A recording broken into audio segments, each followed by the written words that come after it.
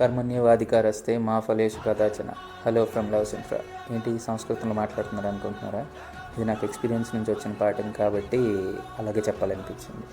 రీసెంట్గా ఒకరోజు ముంబై నుంచి కాల్ వచ్చింది, ఆర్కిటెక్ట్ ఆఫీస్ నుంచి. ప్రాజెక్ట్ చేస్తున్నాము హైదరాబాద్లో, we want to collaborate with you on the interiors part అనేది రీచ్ అవుట్ అయ్యారు. So what happened is 2 years back మనం ఒక రెనోవేషన్ ప్రాజెక్ట్ చేసాం మలేషియన్ టౌన్షిప్లో, ఒక డూప్లెక్స్ అపార్ట్మెంట్.